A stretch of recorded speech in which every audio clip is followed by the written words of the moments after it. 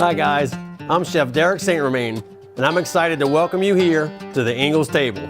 We've already been to Ingles and loaded up on everything needed to make this incredible dish. Now it's time to fire up that grill. All right, so today I got 4 words for you that'll change your life forever. Candied bacon baked beans. You're not gonna believe how good this is, and I can't wait to share this one with you. So let's get started. As you can see, there's a lot of ingredients on this table. I started this yesterday. I soaked my beans for about 12 hours. What you do is you soak them in a pot of cold water. Next morning, drain them, put about 4 cups of water back into the pot, and then start with this recipe. Now, the exact recipe is on inglestable.com, so I'm not gonna give you the measurements, I'm just gonna roll through it.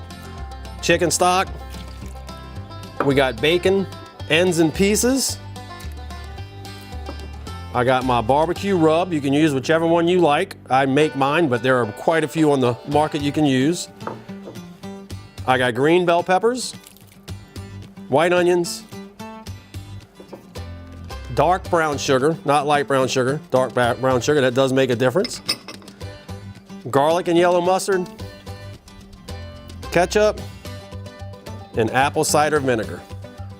What we're gonna do is, we're gonna mix this up to where everything is incorporated well. And it doesn't take but a second, because again, it's gonna cook for quite a while. Hit it with some agave nectar. And again, this is candied bacon baked beans, so they're gonna be good and sweet. Mix it up a little more.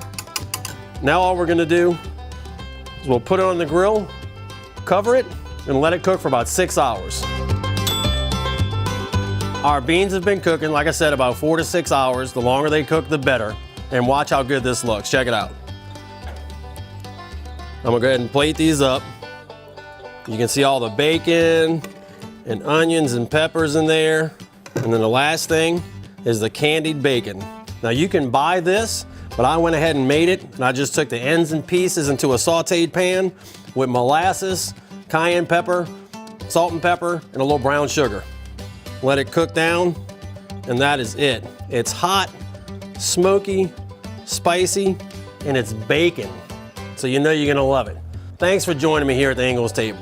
Check out the rest of the site for more great tips, tricks, and recipes, and I'll see you next time.